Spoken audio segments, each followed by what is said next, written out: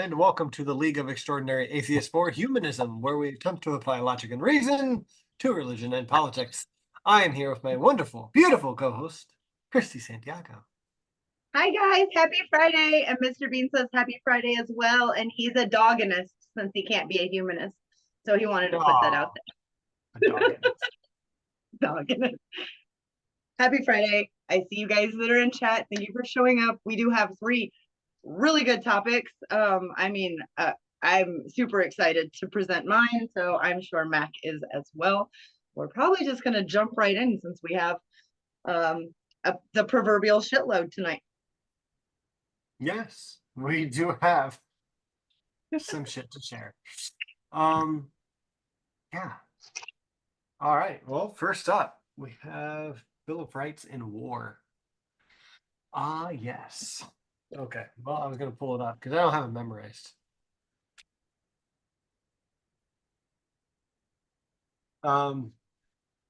Yeah, well, if no one's noticed and you haven't watched our show before, you know that we're all about talking about war.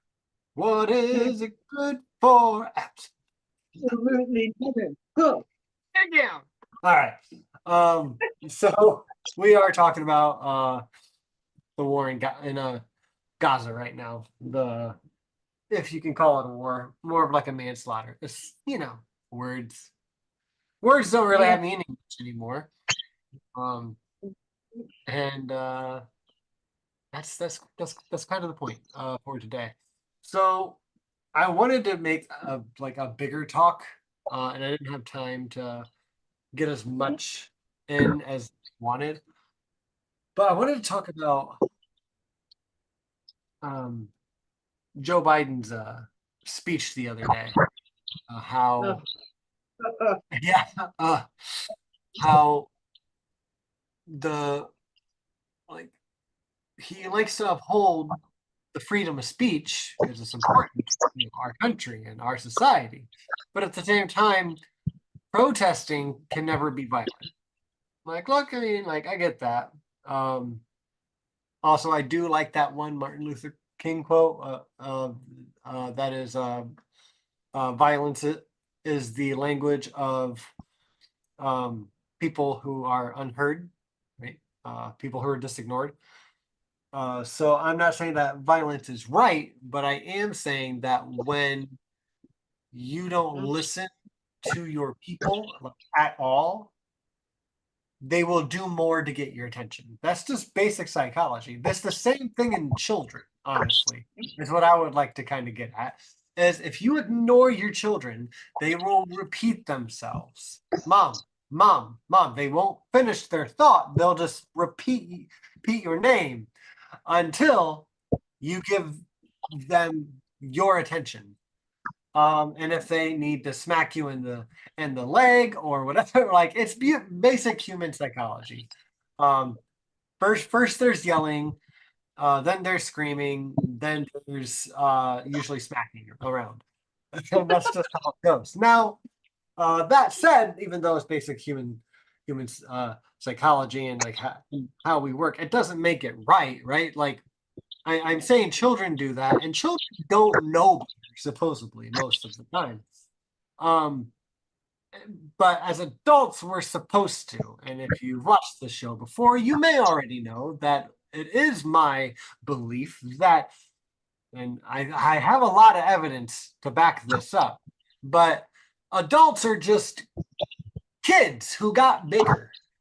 So maybe you can draw a line here or there, but as a lot of the creationists say, that's just all evolution is drawing lines, and those lines don't mean anything. So kids to adults, I don't know. We don't really have any proof of that. There's little people and big people and whatever. Now I'm making jokes, mostly. Kind of. Silly, okay. Silly goose. Yeah. Mac to goose line. You have no proof. You didn't see that goose turn into a Mac. You're a silly goose. monkey. It's different. It's sillier. It's a different level of silly. Yeah, you graduate. The funniest thing about it, and me being a monkey, is I don't have a tail, and I would make such use out of it. Right. I know, like it'd be so cool to have like an opposable tail. We think thumbs are awesome. Thumbs and tails, that'd be so dope. Wait, is a tail just a butt thumb? We ask the hard questions here on Leah. Almost sound like a furry, man. That's what I just said. That's funny. God damn. So, I want everyone to really ponder that later. Take that thought. Is a Oh, tail just a butt thumb? And push that aside. We need to get back to the meat of it. So I think I killed Christy. She's dead. Um, so getting back, um, protests, according to Joe Biden, and I don't remember if I remember it verbatim, but he said that they can't be violent, which is fine. I agree, they shouldn't be violent. They can be. We've seen that, but they can't be disruptive. Also, so if you're going to protest, make sure no one really knows. Is what that can boil down to. I don't think that's how he meant for us to take it, but it's pretty easy to take it that way. He is talking about the kids on college campuses all throughout the US this 2024, this May 2024. But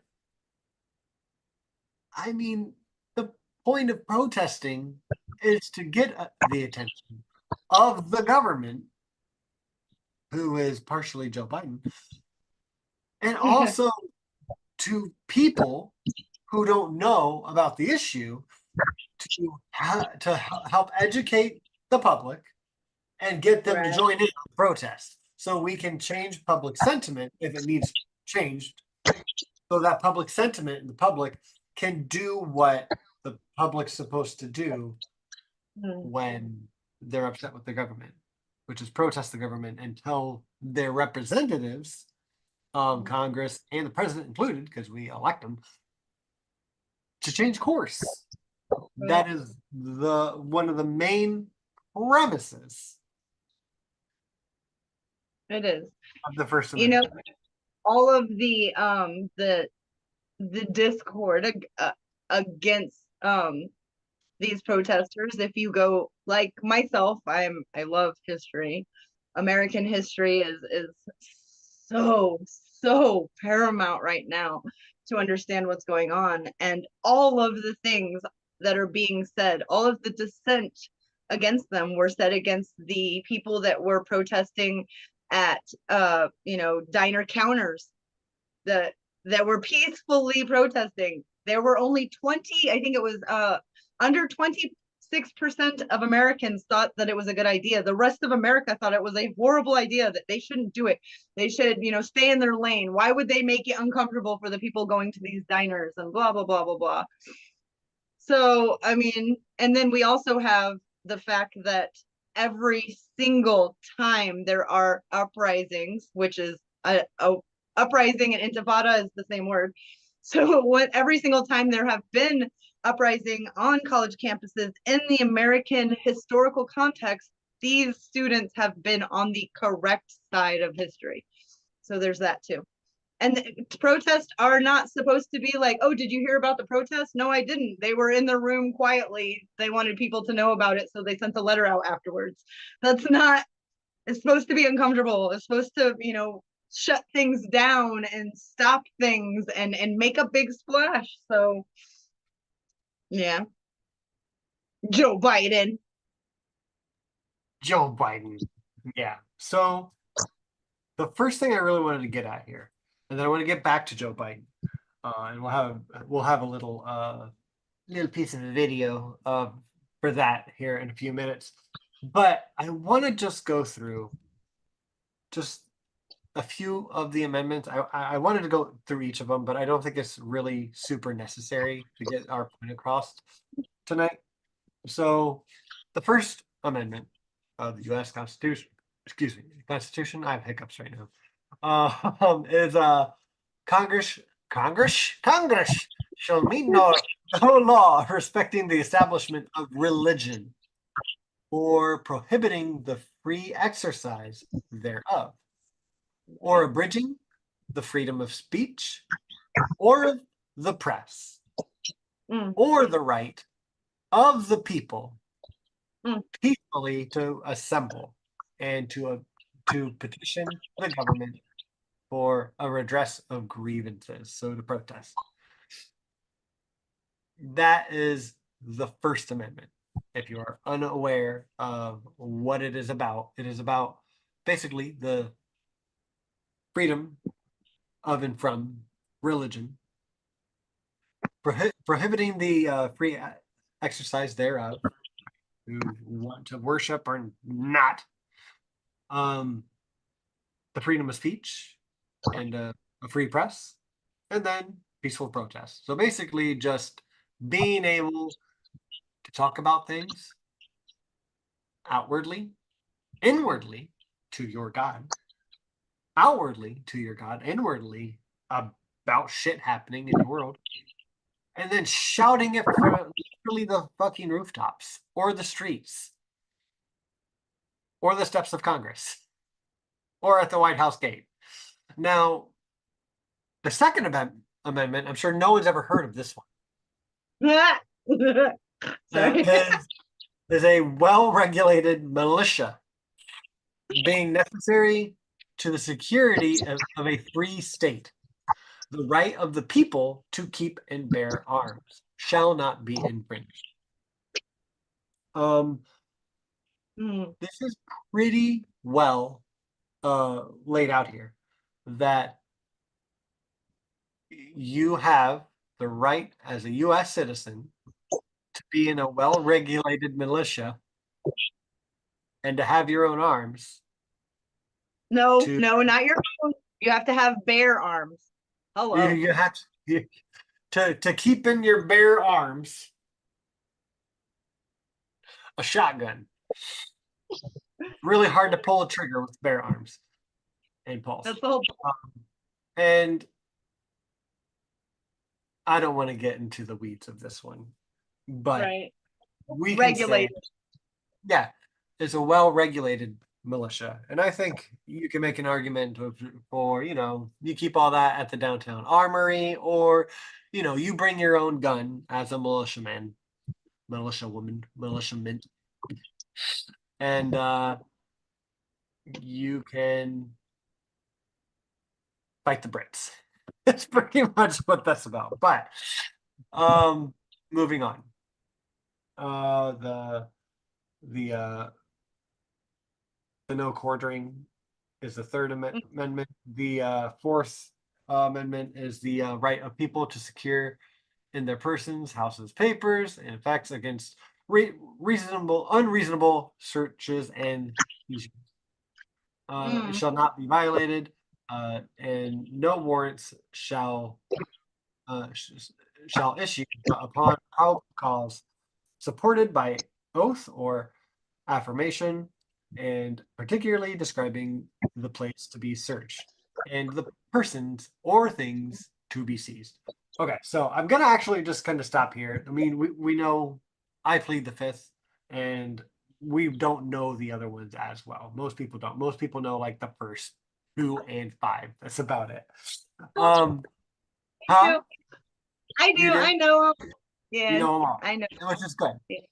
But the point that I want to bring up here is that these are rights that we have as US citizens that our founding fathers.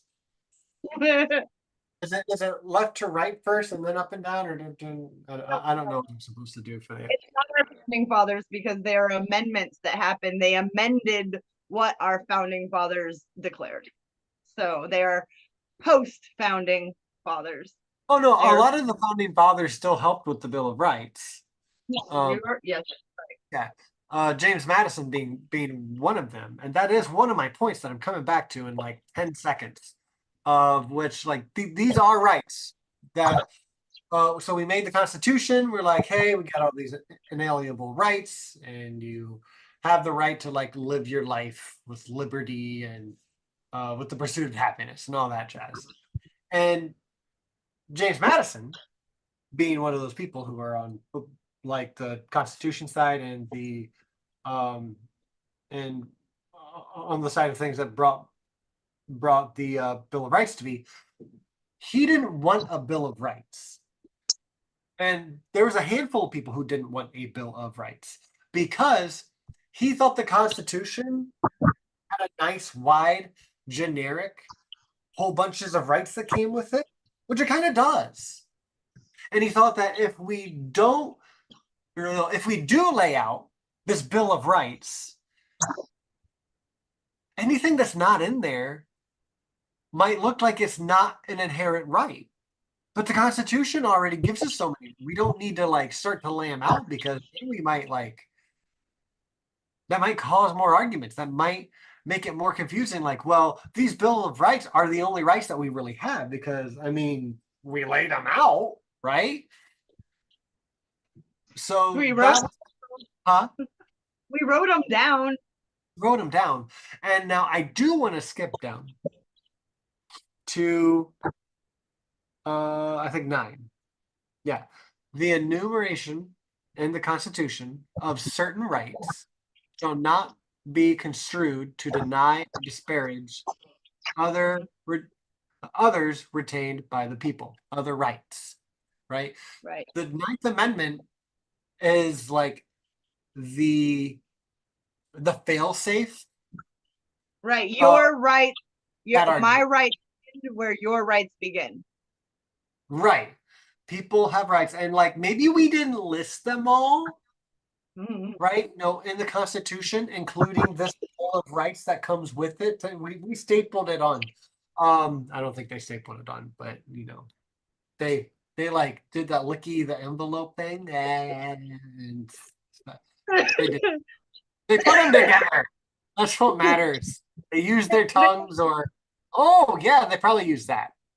Yeah, they use one of these. That's what I'm thinking. Yeah, back in It was 1791. it was wooden, of course, but you know. A wooden one. They used a lot of wooden things back then. I had to hold the papyrus together. Where do you think the phrase "knock on wood" came from? Okay, hold on. We're getting off track. Um,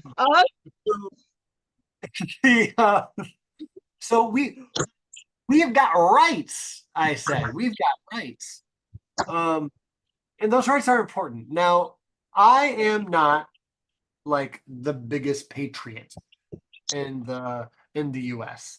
I do love my country, but when I say that, I struggle a little bit with defining country. I still love it, but when I say that, I want to define what it is that I actually love about our country because there's so much of our country I hate. Now, I will pair that with I'm a humanist and I love people. People are probably my favorite animals, actually. As funny as that is. But I also fucking hate people. Right. Right. Do you know what I mean? Like there is Yeah. a love-hate relationship there. My And patriotism has too your patriotism has what? Patriotism? changed as well. Yeah. The more educated, the more knowledge, then realizing that the location of your mother's vagina on the day you were born is the only reason that you are a part of the country that you're patriotic about. So Right. I And don't get that's me wrong, I'm grateful and fortunate. I could have been a billion times worse. I have a privilege and I plan to use it. That's what we're doing. yes. I recognize most of my privilege. And as you said, I plan to use it to the best of my ability because that's the best thing that I can do to repay the world for my all the privilege that I have been afforded. I love your cat there and your black That's swan. that's baby Moo, and she's not a baby no more. No, That's she's teeny big. kitten. But anyway, sorry, cat breaks are Cat breaks. mandatory around. There's so much Yeah. seriousness on tonight. Yeah. So why I wanted to mention, not that I'm the biggest patriot, and why I'm also not a nationalist, is what Christy said, because where you were born shouldn't necessarily determine your entire life and where you can live and where you are accepted in this world. But it does, and I hope, because I kind of hate people, as I mentioned, that eventually we get beyond that as a race, a human race. I hope we get beyond that. And as a country, I hope we get beyond a lot of our bullshit, um, as Americans, Education. including Education. not realizing all the privileges that come with being an American, and thinking we can just not afford those rights and liberties to other people just because they were born here. But I don't necessarily agree with everything in the Constitution. Right. Right? I'm one of those people who are really happy that um, this was supposed to be updated. This was supposed to be improved upon. And I would have Yeah. loved for that to happen. And I would still like to see that change or even help make that change in my lifetime. Um, Yes. we, On that real quick, I don't think many Americans even know. More people outside of the states know, who live in democracies, who are constantly updating their documents to, better represent their people, that the United States has the oldest constitution in the entire world for a yeah, democracy. Now, we're which is not the oldest. impressive or We're, dystopian. yeah, we're not the oldest democracy. We just haven't done what others have done and made You it know that represent. button on your like window when you pull up screen? Would you like to update your we keep hitting the no, remind me later, or just X? Nah, We don't even nah. get that up. It's Yeah, un-American and you're not patriotic and you should go live somewhere else if that's what you want. yeah, no shit. Um, all right, No, and I not but I have heard that. yeah, and so I don't want to give the allure of I everything in this Bill of Rights. And Mac is talking, he agrees with all this. So if you disagree with me, I'm not a Bill of Rights or constitutionalist like purist in any sense, but I am pretty close to just a free speech stand, like just 100% free speech absolutist. When you bring the ninth into the mix of like my rights end where yours begin, right? There's something to be said about that. Pretty much every single thing that I agree with, um, in my ideology of Mac, I have found a point of like, well, there's my red line there, or there's an example of a red line, and I would want it regulated this way, right? I'm no pure absolutist in any sense, but the free speech is so important. It is the First Amendment for a reason, not just because it is the most important, but it was the first one that was passed. And it was the Well, first one that was passed because it's the first, like, it was so important and it had to be agreed upon. Like, we need free speech in a functioning democracy. yes, yes, yes. No, in order to have a democracy, not just a name, an actual working democracy, it is not, it's paramount. It cannot be an open, healthy democracy without free speech, freedom of press. There cannot be banning speech that people don't like or feel uncomfortable with.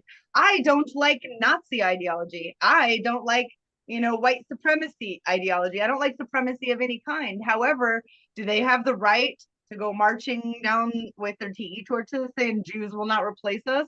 Under the American Constitution, they do. That doesn't mean that there won't be counter protesters with better ideas, but they shouldn't be violently hurt or arrested because they're dinglings. Like, that's not what we do here. So I would support, unfortunately, and listen, Noam Chomsky, he nailed it when he said, if you do not support the speech of people you find abhorrent and ideas in speech that you find abhorrent, then you do not understand free speech. And he's right. And he's right. Yeah. Hey, isn't it funny? All of those people just rewind 2017, 2018, 2019 that were like, facts don't care about your feelings, man. And, it's all about free speech. It should be, I'm a free speech absolutist. All those people, what are they doing right now? What are they doing right now? Snapshot right now. Yeah, Yeah. that's why I called them out, because they were bullshit artists. Yeah. Yeah. Um, it's free speech for me, but not for thee in that Yes, case. Right. When so no, that's it. Yeah. I think I've said on the show before that um I want to learn a little bit more about Parliament. But what I envision in a better democracy system, right, is if we have Congress, but like affirmative action in Congress, where you have to have a little bit of everyone in the House of Congress, like including like, yeah, You and I have talked about this, like, when we're together, when you're visiting me here. Our Congress should look like America. yeah, Like, that's it. That's all. sure, right. That's all. And that's why I said like it should be a little bit affirmative action. like we need to have like two or three flat earthers in our Congress. We We have have Marjorie. to. So Is she if a what flat earther? Does she just if what we're advocating for right now, and we support, and we're not being silly, that's why Marjorie Taylor Greene, people like her, would be in the leadership roles, because there are dinglings like that who voted for her. However, it should be the opposite too. The educated and informed and humanist, and pay attention to politics in different states. Like, Texas is going fascist as fuck right now. Their yeah? government's insane. Yes. So I And mean, and unfortunately, we need like at least 20% of our Congress to be fascist because that would reflect the listen, country. this country used to have a socialist party, a communist party. They had fascist party, they had workers party, they had labor, because the more democracy, the better. Let good ideas backed up by evidence, and here are examples of how they worked. Always, these ideas will always they will always win over dumb and authoritarian, aka fascist ideas. So to say we don't allow these parties because we don't believe in that ideology is the antithesis to the First Amendment. I don't have to like fascists to understand that they have a right to be fascist. But if we No, don't allow counter arguments, information that just totally knocks that idea to the ground with evidence, if we don't allow that speech, what's going to rise? So, Marjorie Taylor Greene. yeah, I know. And I mean, I came to that position mostly because of like the phrase, the two phrases. Sunlight is the best disinfectant, and bad ideas grow in the dark. Yes. Right? When you don't allow people to suss out conversations, like this is that balance that I said, like I have a position, but regulate is you shouldn't give creationists the time of day, like Bill Nye should not, because No. it sounds No. like it's a debate, right? Right. It sounds That's not. like position Yeah. That's has viability, no. right? That's not what Miss and I are saying by we should talk about everything. Someone Right. who is like, Someone needs to, he's so qualified, to put them next to him gives them legitimacy of being qualified. That's not right, what we're talking. right. That is bad. Like I think it's just a bad tactic to do. It doesn't mean you're a bad person if you do that. It's a bad tactic. Now, on the other side of that, though, people believe that, and they live in a democracy, and their voices need to be heard. Now, to put them a representative of them with a representative of someone that agrees with everything that LEAH, our little community, does. It also kind of gives it legitimacy, but in this in the practice of democracy, and that's important. That's really, really important. And it's the same thing with free speech, right? Because free speech is a pillar of democracy, you need those discussions to happen um, in that sense, in that situation. So I'm hoping that all that said, we can move forward with this conversation with the idea of free speech is incredibly important. And even though the president wants to paint people that we agree with as anti-Semitic and even the P word, well, one, that's not true, but two, even if they were right that we have a bad position in a democracy, we have to allow those conversations again, as long as it's peaceful. It has to be allowed. I hate when Nazis march in the street or neo-Nazis. Doesn't matter. Either one. Not a big fan. But I don't want them to not have the right to, because as my main reasoning is because I understand that when you take that right from them, all it takes is one quick power change for them to use that same justification on you because you're wrong. And in this country, and in a democracy in general, that can happen so fast. I mean, it only took a couple of decades to go from what, Kennedy to Trump. Like it's a whole mind shift.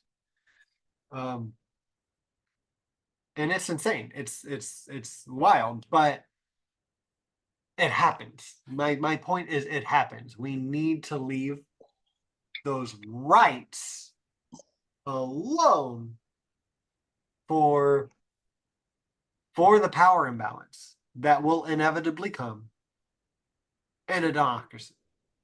Yeah, in a democracy. Because it'll happen. That's one of the flaws of a democracy. Things will go wrong from time to time because the public won't know any better. Um, but it is better than authoritarianism, totalitarianism, and theocracies, which are wrong with dogmas in place to make sure they stay wrong. Christy, you have a question? There's a question actually in our chat from my lovely dear favorite RB in the whole world asking, oops, hold on, I'm old guys, give me un momento por favor. I know what it says now. Where do you draw the line when it comes to allowing speech from those assholes who want to destroy the United States? The same. I'll answer for me. I think that they should be allowed to spit their vile vitriol, and that's called free speech. Now, when counter protesters show up, way outnumbering them with better ideas that completely negate and shut down and debunk assholes wanting to destroy America's speech, that's also called free speech. But to say that they're not allowed to speak, what that does is people who were on the fence or were leaning to agreeing with those type of assholes' ideas now are going to really believe them because the government or whoever is shutting down, the cancel culture, and then it grows. So the best thing is to let them and just make sure that, you know, honesty, truth, can, be a better idea against it. And then here's why. Here are examples. How do we know them to be true? Let's show how we know these things to be factual. Therefore, theirs is just an idea of being an asshole. And here's the factual information and examples that show he's just being an asshole. Like that's how we do it. Education. It is harder. It takes more work. It is more exhausting. People are going to argue the whole time. However, it is the right way if you want a healthy democracy. If you want the children, your children's children and their children, and even if you don't have any, the children's children of our country and the world to live in a better world than the world we lived in. Every generation should leave it better than the one their parents had. Nobody's talking about utopia, although why shouldn't we strive for it, knowing we'll probably never get there? We should do better each time. So I that's how agree I with, feel each of those. How do you feel um, about speech that want to destroy America? yeah.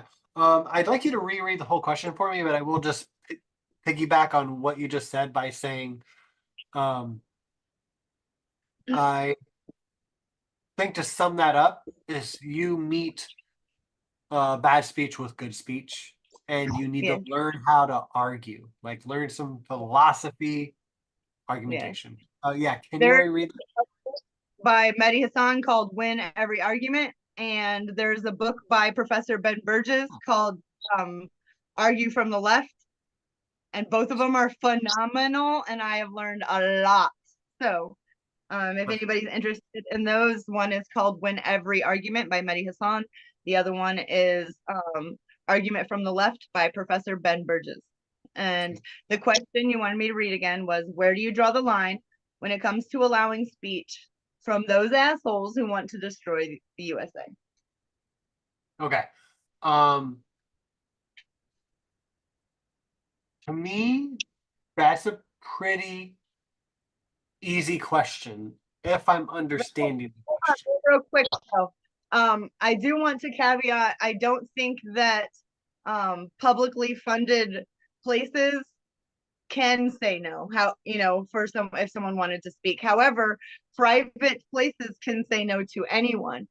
I also don't think that someone who just did like the January 6th riots and is in prison should be interviewed, night after night on all the channels spinning something. I think that that's irresponsible for them. So I hope that's not what you're talking about. If you're talking about they have their own platform and they're speaking and people can come and listen or not, oh, yes, I actually support that. Not Right. not that So they're assholes, but yes. Go ahead, Matt. the way that I heard it the first time and the second time made me think of two different things. So the second time that you said it, it made me think, well, we have laws against treason, right?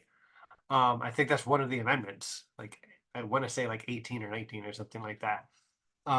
Maybe I'm right, maybe I'm wrong. You can look it up. Tell me later. Um, but that's kind of like where I see laws that are about protests too. Protesting is fine until you break a law, until you get violent. Um, so the other thing that I thought, without the treason part, is the speech that wants to destroy our country is speech that I think is going to lead to another 9/11 of just genocidal language about Gaza and helping uh, the Israeli government do a genocide. I think Yeah, that's for the country. that's called blowback, right? You're worried about blowback. Yeah, I'm worried about blowback. I'm So about it as well. yeah, Terrified. I think because you're rational, that's why. So to me, I think that free speech is covered. Um, and then when you call for violence, right? Direct violence or pretty close to direct violence or doxing, absolutely. Then that like you've broken out of the free speech realm and you are committing a crime. And when it's against another country, and you're talking about like genocide, I think that's where a body just like the UN should be able to step in with a military force, right, with some kind of arms power to enforce their rule of law that has literally equal, um, as close to equal as we possibly can, military from every country, right? To just like all work together. Like, hey, look, like we're like I'm in America. It can go into America to arrest an American to bring him back to the to the UN kind of deal, right? We don't have to worry about favoritism or whatever. Like any country that is a part of this max UN um, has to abide by rulings like we're getting now. And if like you're not, then you're not part of the UN, and we don't even trade with you. Like you can be your own country, we'll leave you the fuck alone, but like go play your own games, right? As a greater society, as we pretend to be in this country and with other countries, we need to have greater um, upheld values. And I think I can just leave my answer there, and we can move on.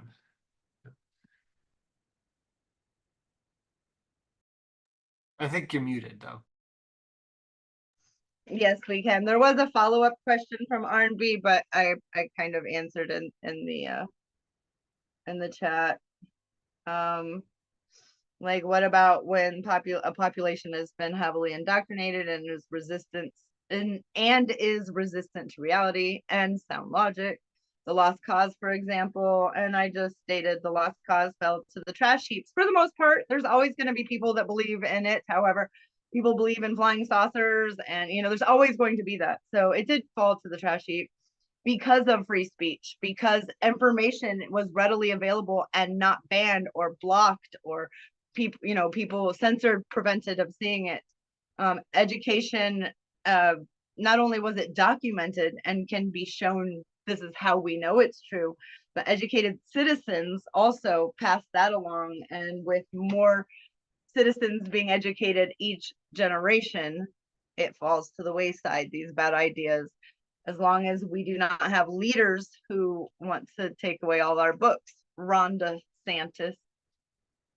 Rhonda. Yeah. Okay. Um, Quick story. Rhonda Santis, because Smitty and I talk all the time, and I was using talk to text, and I was talking about my goddamn governor, and I said Rhonda Santis, and my phone put RHONDA Santis, SANTIS, and his name is Rhonda Santis. Always has been for like 2 years now. So yes, you're welcome. perfect. You can use that too. Yes, we love that here. Rhonda Santos here. Okay. So now trying to move on a little bit further on here. Now we're getting to Joe Biden. Um, Nacha, can you go ahead and roll that clip whenever you're Sure. ready here? I want to give you guys an example of what we're messing with here.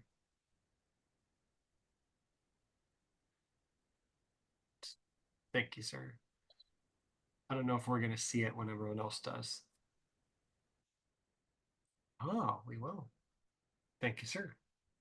Yeah, just like the first 40 seconds. Were there not an Israel, the United States of America would have to invent an Israel to protect her interest in the region. If I were a Jew, I would be a Zionist. As a matter of fact, you don't have to be a Jew to be a Zionist. I have had the view for the past 20.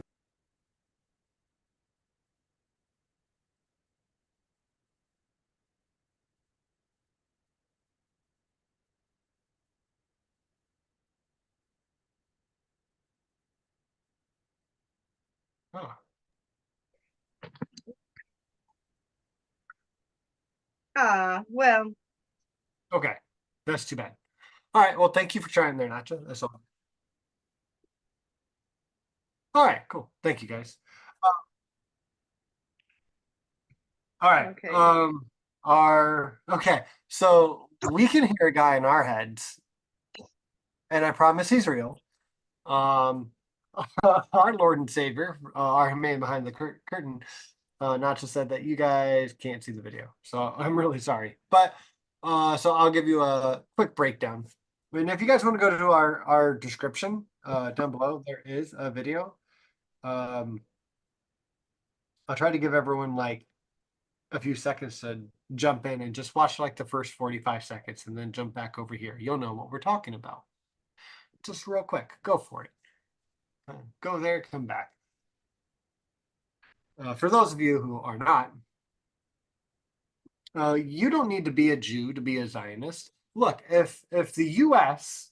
I'm sorry, if Israel didn't exist, the U.S. would make an Israel, because the idea here is that the U.S. defends itself most of the time, and in this case specifically, by defending its interests. And Joe Biden is a very big proponent of that and has been now for the last 40 or 50 years. He defends our interests. He looks at Israel and sees our, as in the US government's, interests in the Middle East.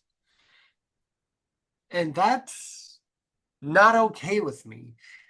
What that is to me is unfettered capitalism. That is capitalism using its money to let the military do what it needs to, and our tax dollars to fund other nations across the world that we shouldn't be putting our moral faith in. Joe Biden has always cared more about our interests in Israel than the Palestinian people. Because as many examples in the video down below, as there is of him saying, we need Israel. He has never come out against Israel's actions against the Palestinian people, taking their land, right? Selling stolen land. And what I mean by selling stolen land, and I don't know if we're coming back around to this later on tonight, but it is the idea of we fund the Israeli military to colonize what used to be Palestine. And then for free, Israel says to Jewish Americans, hey, come on over here, we'll give you some free land that America already bought with our tax money by colonizing it, taking it away, and paying for Jewish Americans to live there, bought, paid for by our tax dollars and our weapons and the blood that the IDF is more than willing to shed.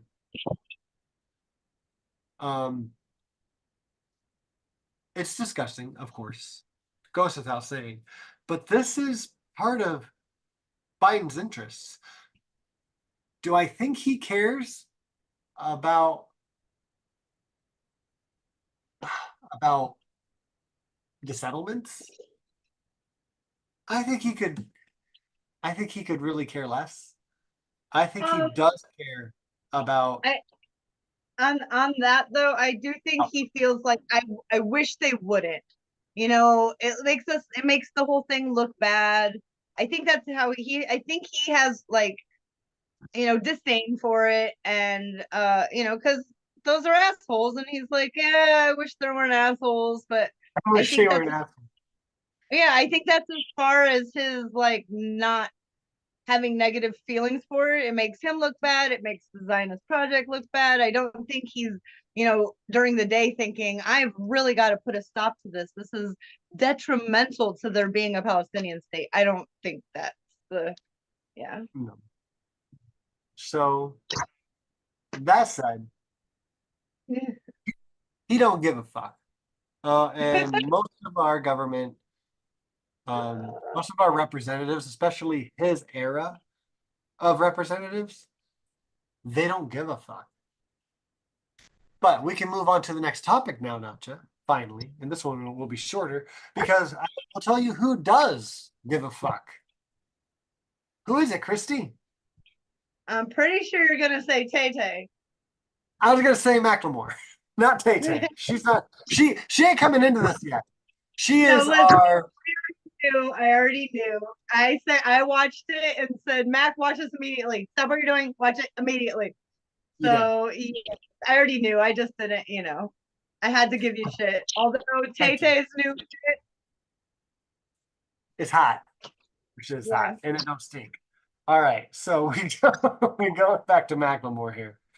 I kind of want to read the lyrics, but I don't want to be that guy who's like you want trying me to read. Yeah, you do it. Send it to me real quick. Okay. I'm just gonna go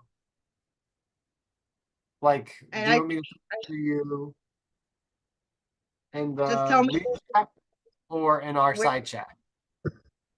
What? No, I need you to send it on here. I don't care where though. Okay, so I will send it in our DM. Yep. A little bit at a time. So am you can start, and I'll keep pitching so it to you. stoked because I'm a hip hop. That's my ish. All right. The people, they won't leave. What is threatening about divesting and what in peace? The problem isn't the protest, it's what they're protesting. It goes against what our country is funding. Hey, block the barricade until Palestine is free. Block the barricade until Palestine is free.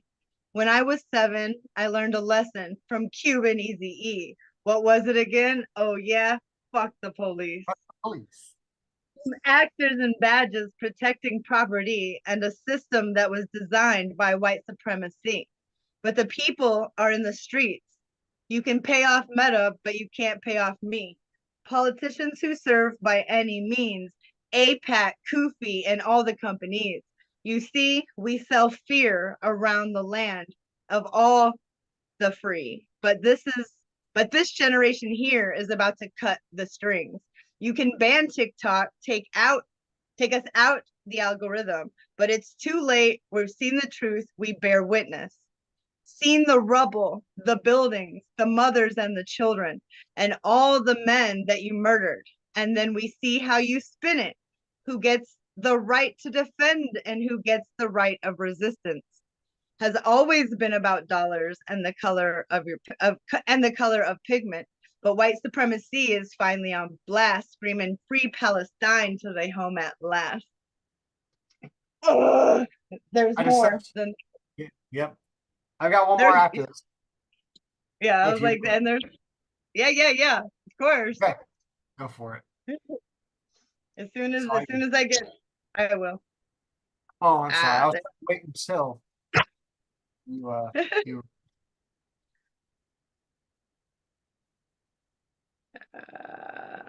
All right. We see the lies in them. Yeah, I know. I just have to go up there. Okay, we see the lies in them, claiming it's anti-Semitic to be anti-Zionist. I've seen Jewish brothers and sisters out there riding in solidarity and screaming, free Palestine with them, organizing, unlearning, and finally cutting ties with a state that's got to rely on an apartheid system to uphold an occupying violent history been repeating for the last 75. The Nakba never ended. The colonizer lied.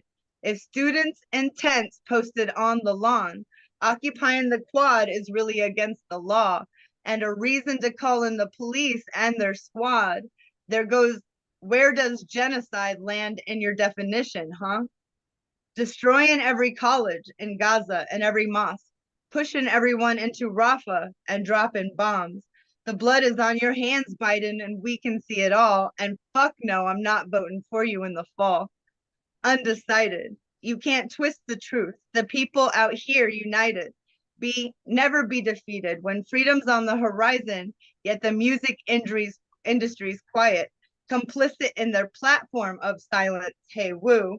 What happened to the artist? What do you got to say? If I was on a label, you could drop me today. I'll be fine with it because the heart fed my page. I want a ceasefire, fuck a response from Drake. Because the beef that's going on with Tim and Kendrick right now. Yeah. what you willing to risk, what you willing to give. What if you were in Gaza? What if those were your kids? If the West was pretending that you didn't exist, you'd want the world to stand up, and the students finally did. Let's get it. Ah! The students finally did. Yeah. Yes. I've listened to it so many times. Like I can't. So many times. It's just like MC Abdul, the little boy. Oh, screaming at the wall. I've listened to that when YouTube gave me my for the year what I listened to the most. Screaming at the wall was number one over anything else. Yep. Yeah. Yep.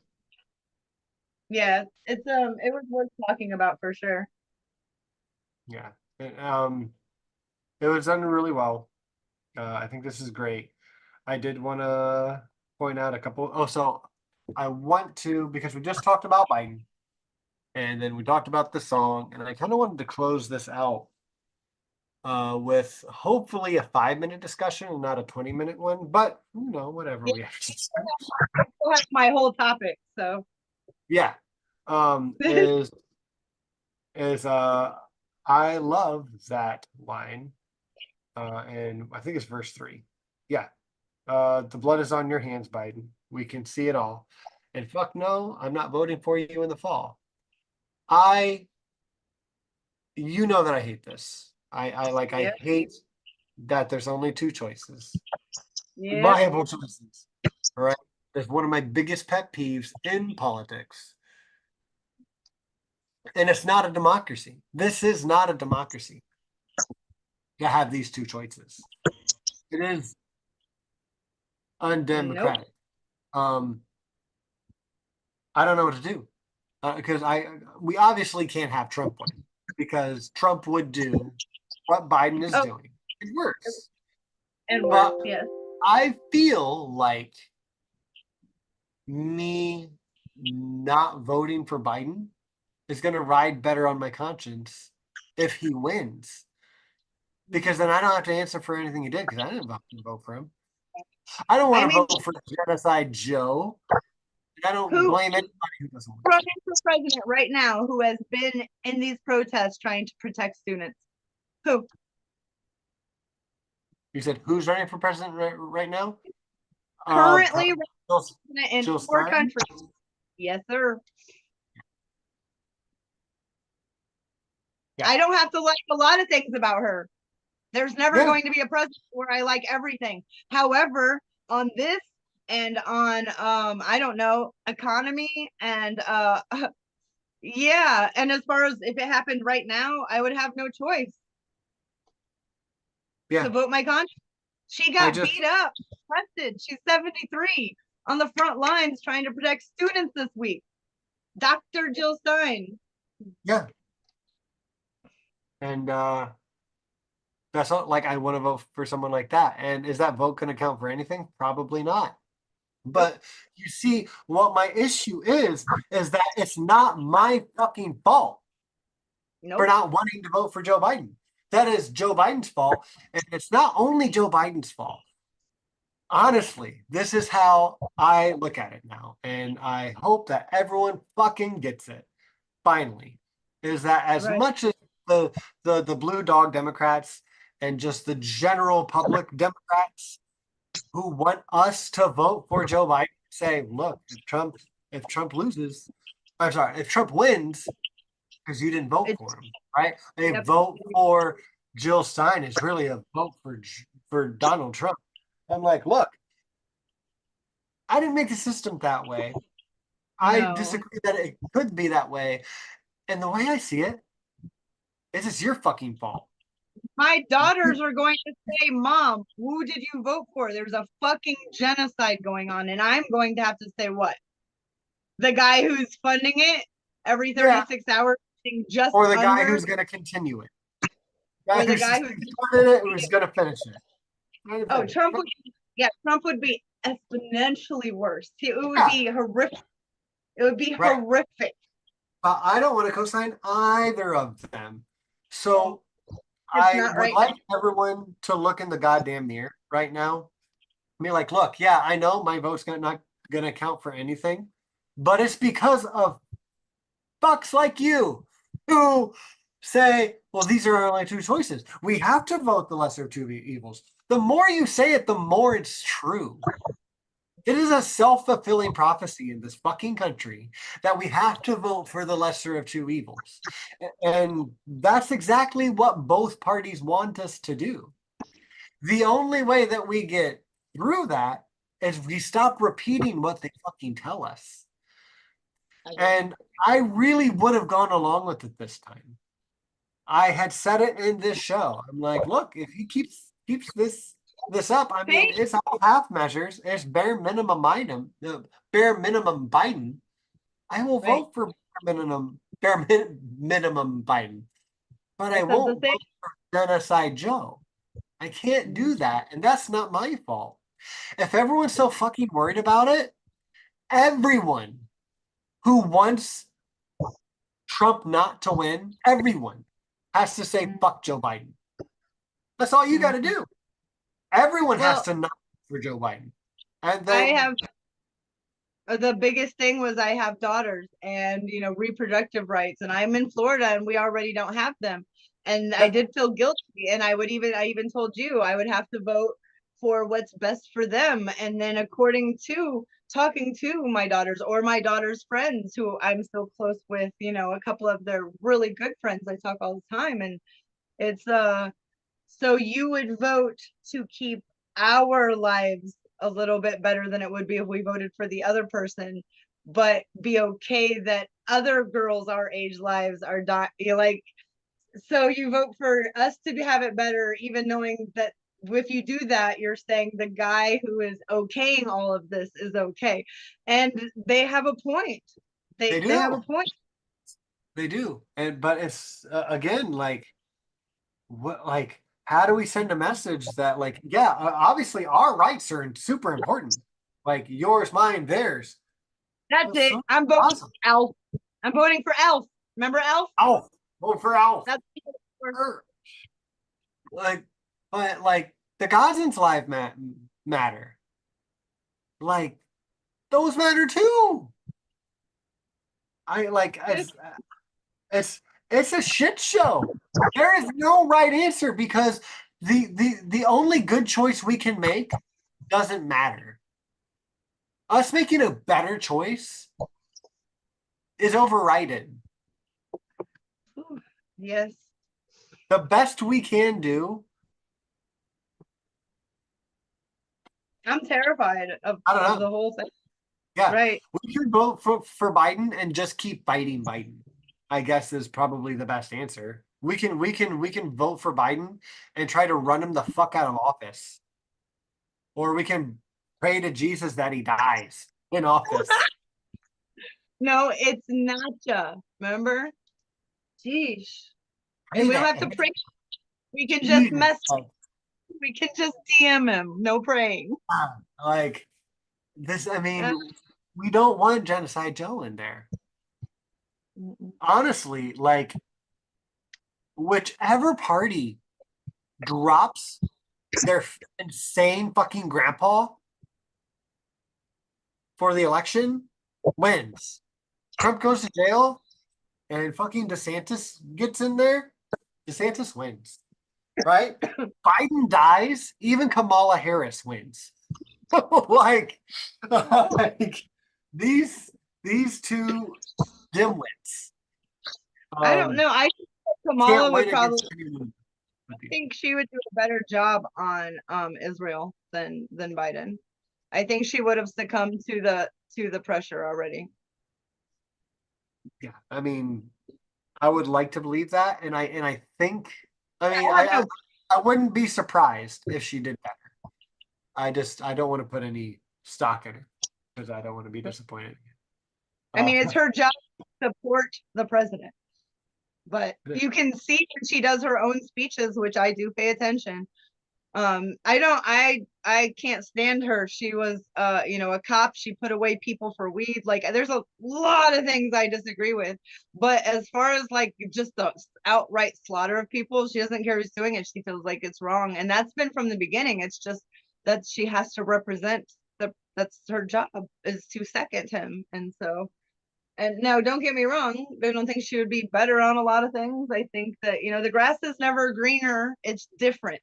So she'd be better on this and probably worse on that. And that's just the way it goes. And my topic coming up is going to probably have your blood boiling as well. My bad. Sorry, not sorry. Yeah.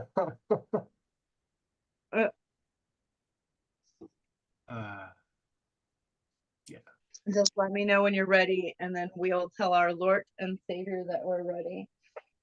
I think we're ready to move on to the next topic, but I think the next topic to be the last one because it was just a fun one at the end. Okay. So, Nacha, is there any way that we can make that one last? Okay, thank you, sir. Okay, so Christy's up, and while you start, I'm gonna go grab a little alcohol to get me through the rest of the night. Yes, I understand. You're smoking, I'm drinking. We're doing this. Christy, Santiago, take it away. Steal some land. I was like, listen here, guys. Okay. Infuriating. So I do want to, let's see, I will premise this with, and in the United States of America, if you want to sell patches of land, whether it's located within the 50 states or in Alaska or Hawaii, or even foreign, you come over and you want to sell all this land we just opened up, you can't exclude anyone. You cannot. It has to be open for anyone, of course. That is a class thing. You can't just come in there and be like, I want that land. You have to be able to pay for it. So there's that, and we're all comfortable with that. That's been, law of the land for a long time. Okay. Ooh, Israeli firms are working overtime to sell stolen Palestinian land to United States Jews. The real estate events peddling land in Israeli settlements in the West Bank appear to flout U.S. and international law. Oh man. Let's see. There are photos. I definitely will add this underneath in our comments so that, anyone can read it and also see the photos. There's a photo of many Zionists encircling an anti-Zionist protester standing with keffiyehs and a sign reading waterfront properties built upon bulldozed bodies outside Shamria, and I'm butchering it. My apologies. Emunah in Baltimore, Maryland. Okay, so this, guys, your chance to own a piece of the Holy Land, exclaims the cheerful advertising copy on a real estate website aimed at attracting buyers in the United States and Canada to purchase land located in Israel and in a number of Israeli settlements in the West Bank.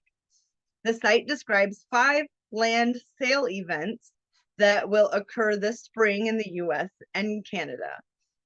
Another land sale event held in Baltimore invited attendees to, quote, buy your home in Israel now, end quote.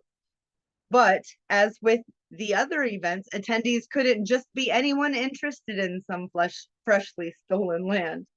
You have to be Jewish, but not just any kind of Jewish. Greg Kaplan, a local Jewish community member who wanted to learn more about these restrictive events and who tried signing up for the April 1st land sale event in Baltimore, which was hosted by the Jerusalem-based Capital L Real Estate Agency, told me, I got a call from Shmuley Eisenman of Capit IL. He asked me where I Davin or Davin. I apologize. I am not familiar with the word, but it is coming from this rabbi. So they want to know how religious this person is. To ask me where I Davin, it's Daven, who the rabbi is there, and for the rabbi's number, seeming incredulous that I wouldn't just have the rabbi's number stored in my phone. He said he would check on me with the rabbi and asked if the rabbi would know who I was. I said, probably not, because I don't go to shul that much. He asked if there was someone at another shul who could vouch for me. Kaplan was not allowed into the event, which was scheduled to take place at a synagogue, the name Shomrei, a full-service shul and Jewish center in Baltimore, whose list of speakers and scholars in residence include an IDF lieutenant colonel. Jillian Stoll, a member of the New Jersey chapter of If Not Now, who tried to register for the Teaneck, New Jersey event on March 31st, received a series of phone calls. On the first phone call, Stoll admits to being caught off guard by a slew of questions, including the name of her temple and her rabbi, his direct number, as well as what the reading was at the temple that week. She gave the name of her old rabbi and temple, and the man calling seemed satisfied for the moment, offering that they had to cancel previously, quote, because of protesters. She then got a second call from another not so nice guy saying he called the rabbi and he hadn't heard of me and asked how old I was and if I had even been to Israel. Stroll was not allowed into the event either. Needless to say, I, as a secular Jew who hasn't been to temple since about 2007 and whose most recent run-in with a rabbi involved one chanting alongside me at an anti-Zionist action demonstration, didn't even get a phone call. And while these discriminatory practices might be necessary to avoid a bunch of anti-Zionist protesters in your midst, they are, in fact, illegal. A recent press release from the Palestinian Assembly for Liberation, PAL, Law Commission pointed out that these land sale events are illegal under the Fair Housing Act of 1968 and the Civil Rights Act of 1965, since registration, entry, and participation are denied on the basis of identity, i.e. race, ethnicity, nationalism, origin, and religion. The commissioner added that these events violate not only United States law, but international law with regards to hosts, quote, exhibiting and offering properties on West Bank settlements recognized as illegal by the United States Department of State and by international law, end quote, including Article 49 of the Geneva Convention. Settlements have been found to be grave breaches of international law and therefore war crimes by the International Court, the ICJ, of Justice in 2004, and are also currently under review by the ICJ. So, you know, there are breaches of international law per the ICJ and currently under review, these selling of land. And they're under review by the ICJ in the context of the case of South Africa versus Israel for crimes of genocide also, and by the International Criminal Court. So some shit's happening. PAL Law Commission has filed notices and complaints with attorneys general and real estate licensing authorities, and has also served formal cease and desist letters alongside notice and demand letters regarding their findings. When people, when asked about responses from hosts or organizers, PAL spokesperson Henna Zubiri says, the response we've received is them shifting their events to online and / or sponsors pulling out of the events last minute, at least publicly.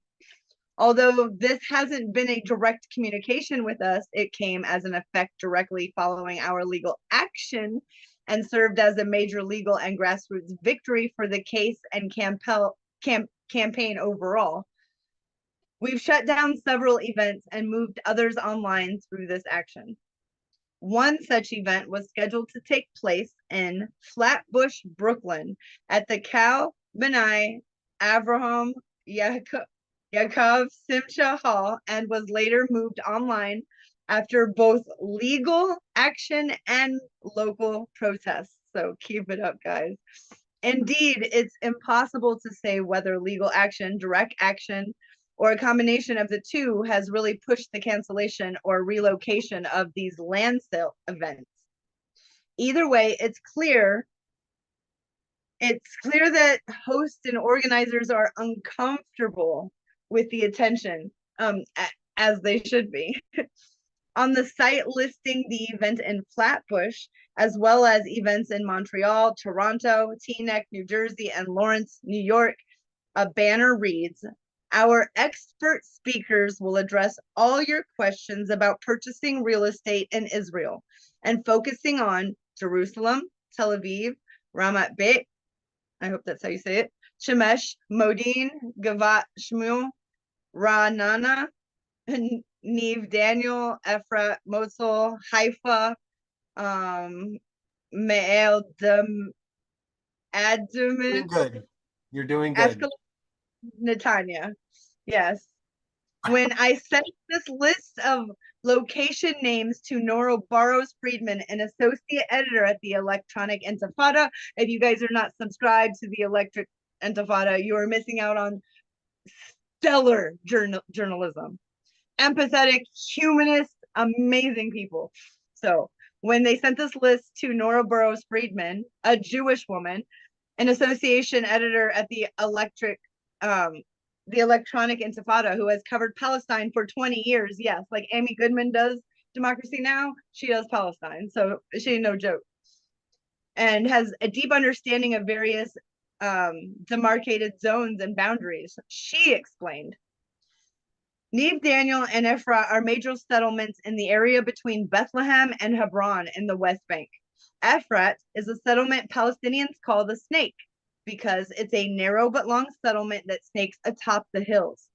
Me'el Adumin is one of the largest settlements in the West Bank, and Ashkelon is the city just north of Gaza. Without more information on Modin, she couldn't say whether or not it's Modin's elite, which is part of the Ariel, Me'el, Andumin E1 settlement block. However, even without that clarification, it's clear that much of the property on offer for sale, at least 5 of these land sale events, falls within the West Bank. But as Burroughs Friedman pointed out, it's all occupied land, of course. Meanwhile, violence and displacement has skyrocketed through 4,000 Palestinians displaced in the West Bank. We're not talking about Gaza. In 2023, before this, the majority after October 7, according to February report by the UN Office for the Coordination of Humanitarian Affairs, says, Tamara Nassar at the Electronic Intifada reported. So I mean, like, you guys, if this is coming, the UN, how we have pressers, they're going to the UN. Like, this, do not miss out on Electronic Intifada. But at Tamara Nassar at the Electronic Intifada reported in late March that, quote, Israeli forces and settlers have injured nearly 5,000 Palestinians in the West Bank since October 7th. More than 700 of them are children, end quote. The Express Tribune, a Pakistani partner paper of the New York Times, reported on March 30th that some 27,000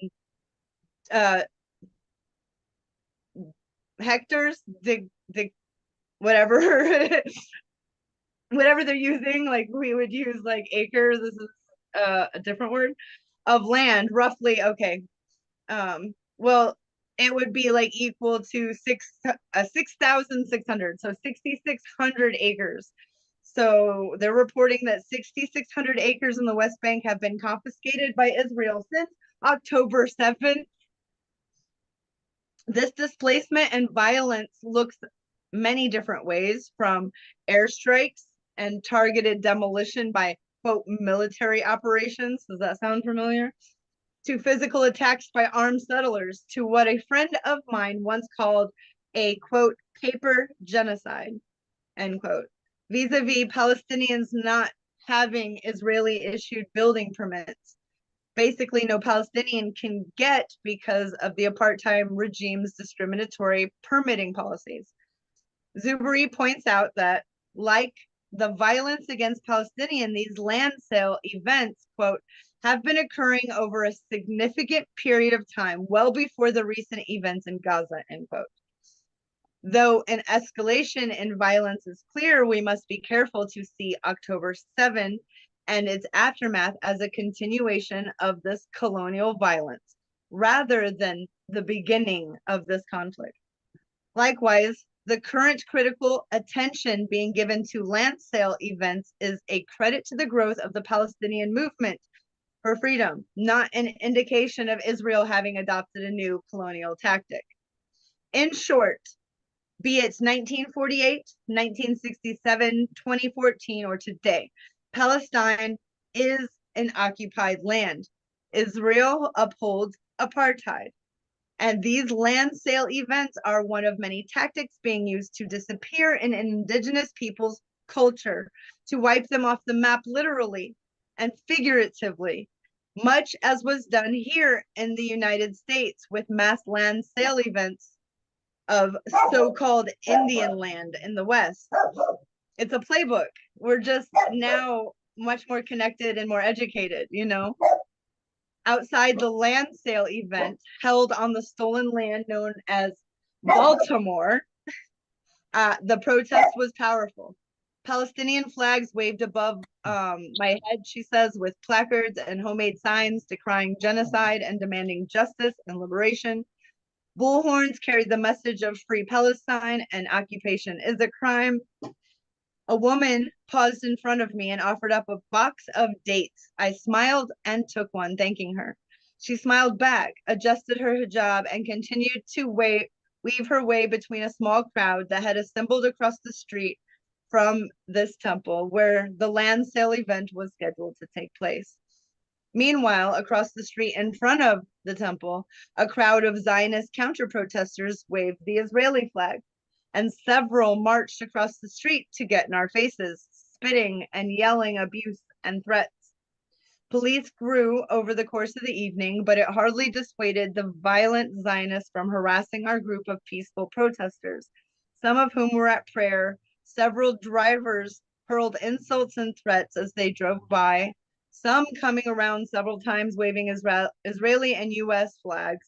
A few cars revved their engines and slammed on their brakes right in front of us, reminding me very starkly and grotesquely of the terrorists in Charlottesville, Virginia, who drove his car into a group of anti-fascist protesters, killing Heather Heyer and injuring several others. As the evening wore on, we heard news that the land sale event had been moved just last minute to a new location. A small victory, but a victory nonetheless. Zuberi from Electronic Intifada told me, quote, these victories would not have been possible without the relentless pressure mounted by the PAL legal team and the local PAL chapters and allies, grassroots support and organizing, college kids, obviously. This grassroots organizing included the Baltimore chapter of Jewish Voice for Peace, the Council on American Islamic Relations office in Maryland, and the American Muslims for Palestine, as well as individuals as me who, though not affiliated with any one of those organizations, felt the need to show up. Cassidy Cohen, it's pronounced Cohen, with Jewish Voice for Peace, Baltimore chapter added, quote, we come from a Jewish tradition that has for millennia opposed empire, colonization, and nationalism, that values every human life and is rooted in social justice. As Jews, we oppose all displacement and genocide of Palestinians. We say never again for anyone. In other words, to act in solidarity with tireless Palestinian leadership in the struggle for their liberation is the mandate of all who believe in justice. And then she finishes, especially us Jews. And there is much more that is, So beautifully said. They're selling illegal stolen land in the United States of America at places of religion and worship, which already what is happening right now. And then on top of that, only to Jews, and only the Jews that they say are Jewish enough. Like in this country that is happening. A foreign,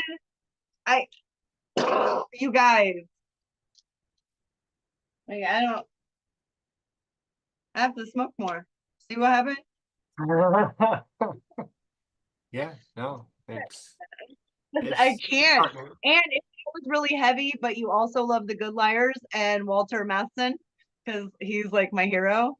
I can also post that underneath this, and it is him at one of these stolen Palestinian land for sale to only Jewish people events. And he pretends he's a real estate influencer. It's beautiful. He actually has some really hard conversations, and he has no problem telling a couple Zionists like, I love talk. I want to talk to you guys. I'm here to have these conversations, but this is where we can't because we're not agreeing on facts. You know, like I love that about him. Yeah. Yeah. That's wild. But I will post what I just shared with you guys as well. And then I'll do the Walter Matheson because you'll probably need to, you know, if we didn't have satire, you know, Where would we be? I have to have it. I have to have it. The other thing that I wanted to know is I really appreciate how much Mr. Bean got passionate there towards the end. I love that Yeah, he cared. he cared. Mr. Bean cares a lot. Yeah, he was like, fuck them, and the supremacist stuff, they only sell the one kind, and then they get to choose, and who's that sound like? And yeah, that's, you know, I translated for you. Yeah, no, I mean, I got it the first time. And Bean's a Republican. Not necessarily a Republican, he's like an old school conservative. It's ridiculous. Yeah. I don't know what to do with him, but yeah, he's like Stewart on Stewie from Family Guy. He's definitely conservative. He's just stuck. He's stuck in his ways. Yes, he is. He is. Yeah. But he believes in body autonomy, you know, so he's Mr. Bean. Yeah. Ah, guys, that was a good show. My back is telling me that it has 0 fucks to give me right now. And that I should not any longer. Okay, well, do you have about 5 minutes for our final topic?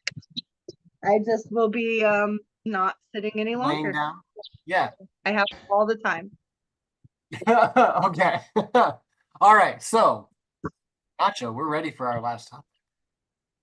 We're ready for the most serious, important topic of the night, of the week, of the year, probably. Already changed. Thank you. I'm like stalling for him to change it. He's like, oh, God. He's like, I already did. Oh, you guys already saw what I was drinking. What are you? A baba? I'm on my honey wine kick still, my mead, but I added some raspberry iced tea to it. It's awesome. What is happening over there? Honey wine? Yeah, mead, like Viking wine. Ah, okay, got you now. Mead. Yeah. Mead. Yeah, and I mixed it with raspberry iced tea. Not really disgusting for me, but it sounds real good for you. Yeah. And Brantley's like, please be the rapper beef. No, even better. Tay facts. So, yeah, in case you guys didn't know, a couple of weeks ago, Taylor Swift dropped a new album at midnight, which is funny because her previous album was called Midnight. And we missed it here at our house. We had a lot of stuff going on. I was gonna let our oldest daughter stay up, and like listen to the entire album on the radio. Because I'm just like, that's like watching the big game with a dad who cares about sports. And I don't. But I'm just like, you know what, that actually would be cool. But sad fact, and not to get too into it, but we had a friend die that day. So we were like, kids gotta go to bed on time. We have adult things to deal with. So I that's lost that. step 4 days ago. You lost what? My stepdad 4 days ago. The one that raised me from age 9 months to Oh, God. And 12. yeah, we didn't get to talk about that. I'm so sorry, Christy. 4 days ago now. Yeah. Life is weird. I guess I'm at that age, you know. Right. That's Right. it's just, Say it first. So I was like, if I'm ever gonna say it, I'm gonna say it right now. yeah. Oh, I'm sorry, and I love you. We all love you. Thank you, thank you. Yes, his name was Rusty, and I'm silly and love the Guess Who because of my mom and him. He was very silly and a lot of music and sitting around bonfire growing up, singing. That's all my stepdad. So there's that. But I've yeah, only on to what fun stuff were we gonna talk about? Yeah, I know. Well, yeah, I've only heard you say good things about him. So I'm glad that you have those memories of him. And I think um that's beautiful and it's sad. And I watched something last night. I'll just say this real quick. Um Stephen Colbert was giving 15 questions to Keanu Reeves. I'm not sure if anyone saw this. But the whole reason he did it is because he got so he said, right? This show this, whatever. He said that it was because of a question he asked him a few years ago, which was, what happens when you die? And Yeah. Keanu's answer, back like in 2018, I think it was, is he paused for a second and said, well, I know that my loved ones will miss me. I'm Right, gone. right. And he didn't want to change his answer, which I thought was fair and good, and because that's really all that we can know, right? Right. Okay. That's one of the things. Like what you leave behind is what people carry. So, and you got some good stuff. Yeah. Much love to you and yours. Thank you. You're welcome. Thank you, everybody. Super sweet. So, Tortured Poets Department, aptly named. Oh, I need to hold on. say- You'll be so Yeah. proud of me. Okay, so I did Isabel's hair, my daughter, and Yeah. she is a Tay. You know, she knows all the little Easter eggs and everything, but she also knows my taste in music. So the first thing she did was play Florida because you know I'm obsessed with Florence and the Machine, and so she already had me. And then because it takes that long to do that girl's mess of a hair, she has so much hair. We pretty much listened to the whole album and her telling me the story behind each one of those songs. So I'm actually caught up to you for the first time about Tay Tay because that's what happened. It's great, isn't it? Actually, will understand what you're saying now. Awesome. I love it.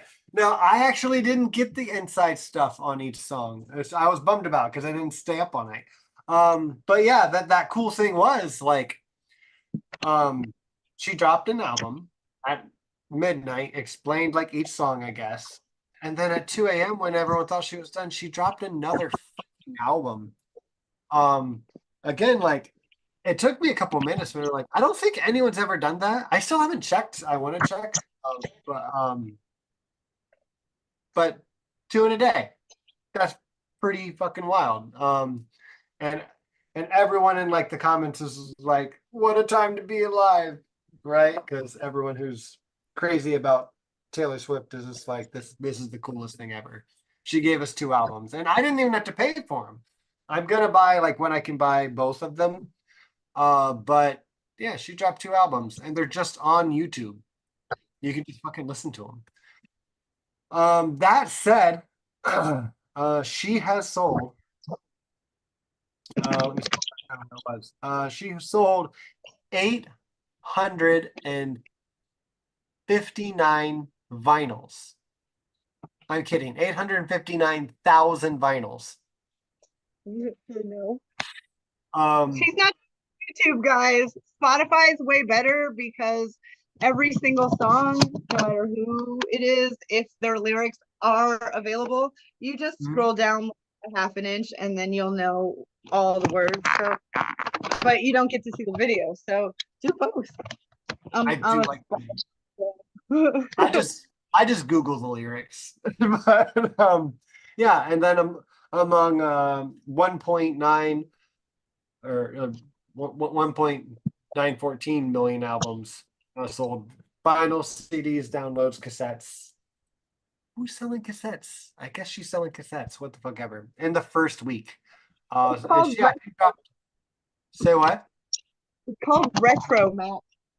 I just super retro when you get back to cassettes or 8-tracks. No. 8-track, yeah, 8-track. I know them. Yeah, so she dropped 31 songs on the deluxe edition, and that generated 891 million streams in a week. Like, holy shit. So among that, what I thought like would make it a little more like I'm actually reporting something was that so we got the Hot 100 billboards stuff, and not this week but like last week. So this story from the Los Angeles Times dropped on April 30th, and it was like the second week in a row that she took all top 10 spots, all of them. And I'm just like, that's fucking wild. That's super cool. Like I'm happy because I'm a Swiftie, but I'm also happy that I am a Swiftie. So I'm not just fucking annoyed by all of this noise. Because if I didn't like Taylor Swift, this would be the most annoying shit. Because not only did she take all top 10, she has 32 of her hits. And she has 31 songs on this album, and all of them are on the Hot 100. Every single song on both albums. We lost everyone when we started talking about Tay Tay. I'm just telling Christy and Nacho right now. And then there was Cruel Summer too. Even Brantley's gone. Brantley's not gone. Brantley's here, of course. We're having our in-house Tay Tay meeting. Our weekly meeting. But we got more views than normal because Tay Tay on the thumbnail. Yay! My first one was what anyone's talking about. So yeah. So yeah, no, this was fun for me. I've actually listened to both albums, probably all the way through 3 times, but I've listened to a lot of them more. I've listened to the thing multiple times, but Florida, like I'll be like 4 or 5 times. Yeah. But that's how I am with all of Florence. I know everything by Florence. She's like I love me some Florence. Yeah. So yeah, it's fantastic. It's great. And for some woke ass news, she's the first female artist to what?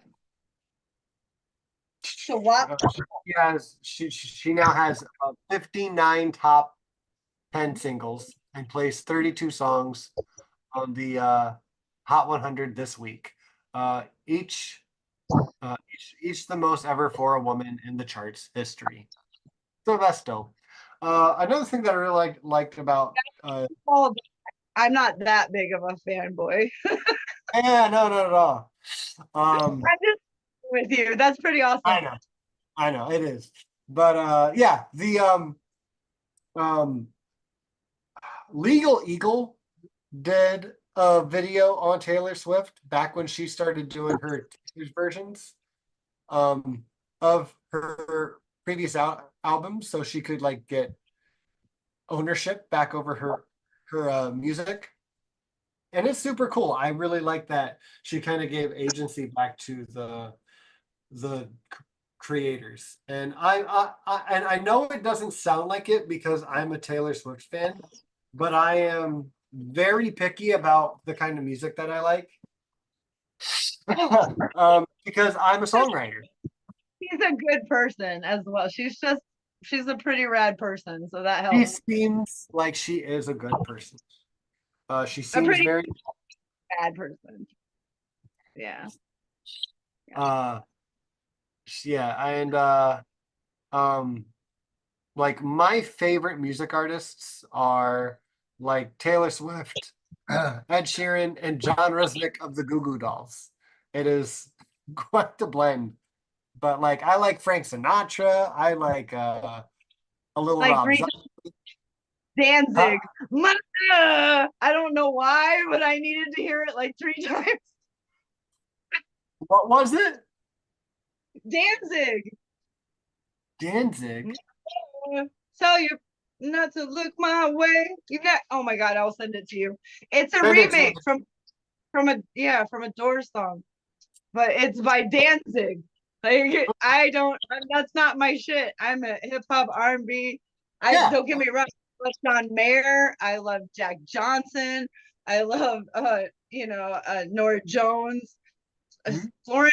Florence and Mary J. Blige are my favorite. My dream girl's Alicia Keys, but I know all old from Illmatic all the way back before that, Big Daddy Kane hip hop, like all the way to now Kendrick Lamar, J. Cole. Yeah, that's my shit. So, but I Oh, just that's your can't shit. do country. I But can't anymore. mostly I it's hip hop for me. Although I do like the 70s, like route. I like a lot of. I love the Commodores. Mhm. So Yeah. I love whatever.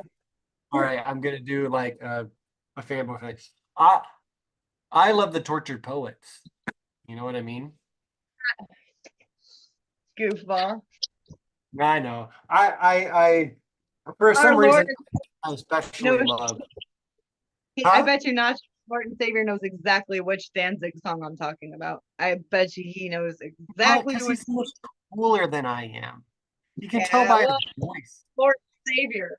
So he's got to know everything, kind Yeah. of, mostly, but a He little says bit of vinyl everything. is more retro than tape. Yeah. Father! I hate that records are coming back. They're so bulky. They're so gaudy. I hate it. I like my CDs. I have the stupidest, biggest CD collection in this room right now. But that's it. I'm gonna chill. I'm gonna calm down. And yeah, there was our fun story for the week. So All if right. you guys liked this, let me know you want more Tay Tay news, and I'll try to drop it at the end of more episodes. If Up no one, above. I won't And do it. the chat, Mac. Click on it. He said, check that. Yeah, I think you I should click have on yet to hear a full song. it. Gonna come out against Palestine. Just watch. That would be hilarious. Yeah, I would. I would die. Yes, if you Talk all hit you play, want about Twitter. I have nothing to contribute to. if you hit play on that and you've never heard it, something's wrong because that's not normal. It's just not. You don't even be white, but you are white. So like You think I'm normal?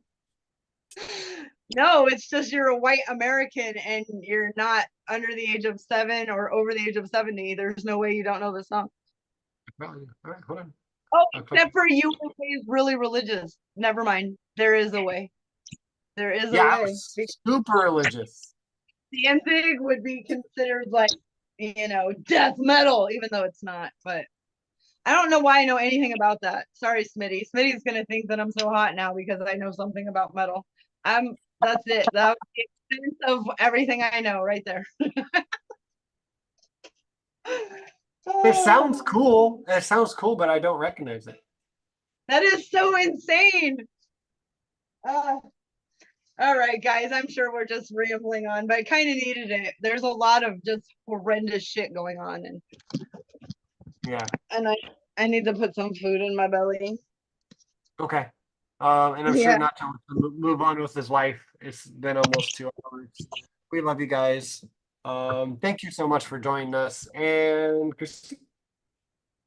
Stay humanist for God's sake.